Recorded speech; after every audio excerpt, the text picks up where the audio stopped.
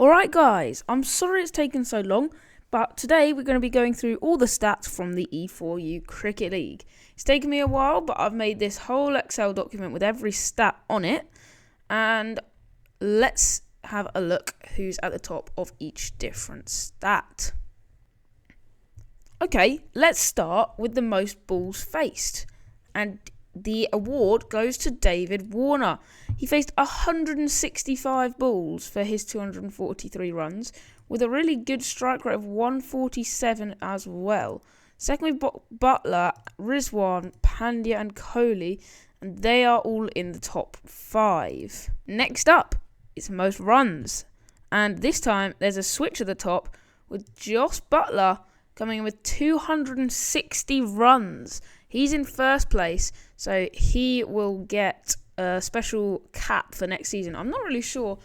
Give your suggestions down in the comments how I should do that, because I do want to give people with like highest runs, highest wickets, a little bit of a prize. So in the comments below, tell me how you want me to do that. Top 5 is Butler, Warner, Rizwan, Pandya, Suryakumar Yadav, who was not in the top 5 balls faced. Incredible strike rate of 197. And then Virat Kohli was in 6th. So, that is most runs scored. I think it's very interesting. If you have a look, I'll just scroll down for you if you want to have a full look. I think this video should be very interesting for the captains, so they can choose which players to retain and maybe which players not to retain. Let's go on to the next stat. Next, we've got highest strike rate, and funnily enough, in at first is Chris Jordan. With just the one innings, he got 11 not out of 5 balls, and that gets him the prize with a strike rate of 220. Bhuvneshwar Kumar in second, just facing the one ball in the tournament. But if we have a look at people that actually faced a decent amount of balls, at 4th, we got Suryakumar Yadav, strike rate of 197. As I said earlier, it's incredible numbers. We've got Dre Russ in there as well, and Maxwell completes the top 5. Very interesting looking list, as there was quite a few players that struck very highly in the tournament. Not too many, not as many as you'd think in the 130s, 140s really, and quite a lot down here in the 120s and below, which isn't great stuff from them. Now, if we go on to highest average in the tournament, we've got 3 people who didn't get an average because they were never out. But then, if we look at players that did get out, it's Jos Buttler, with just the one out as well. Quite impressive that he managed to get that title still.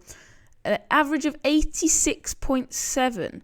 Second is Suryakumar Yadav, average of 84.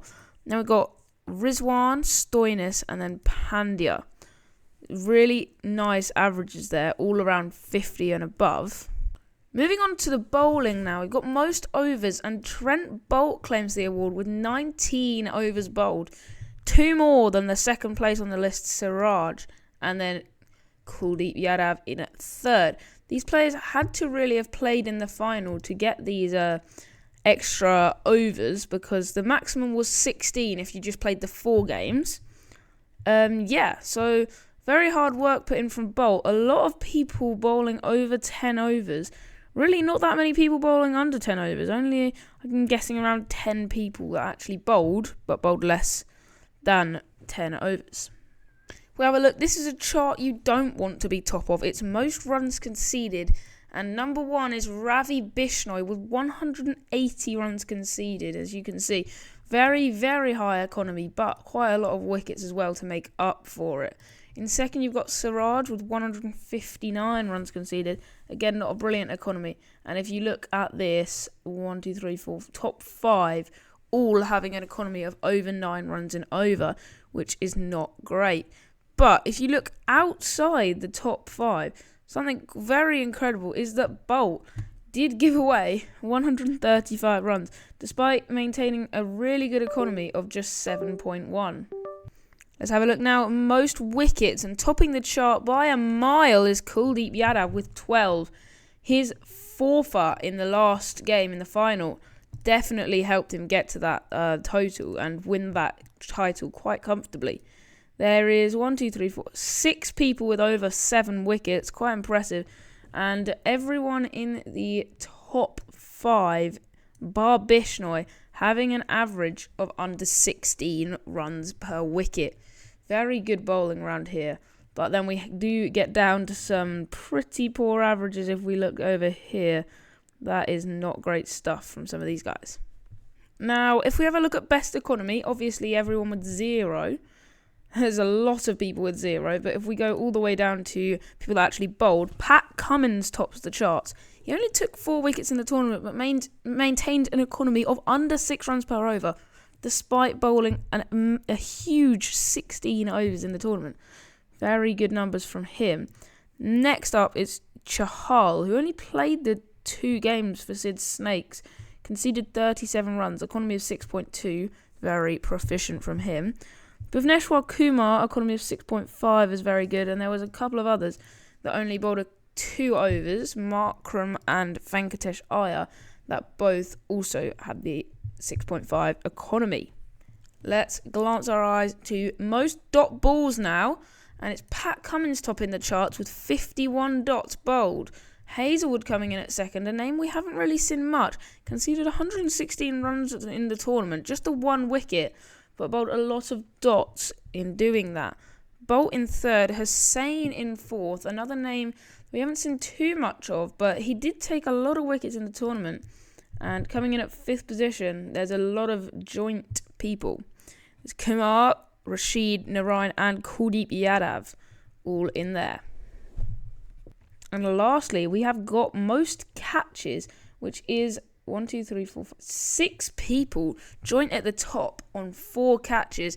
There's Bolt, Bumrah, Dhoni, Sharma, Pant and Head, who have all got 4 catches. So very impressive fielding from them to be able to take all of those catches. And that is everything. That is all the stats. I mean, I will just go into player name sort and I'll just scroll down so everyone can pause on the teams they want to look at. Okay, now we've got it in order of teams, so I will just scroll down quickly. We've got Ahmed Armadillos first, and then Evans Eagles down here, Henry's Hawks, Esports, Imran's Joeys, and finally Sid's Snakes. I hope you enjoyed this video. This was mainly for the captains, so they could decide which players to retain, which players to leave behind. But that will be it for today's video, and I'll see you in the next one. Goodbye.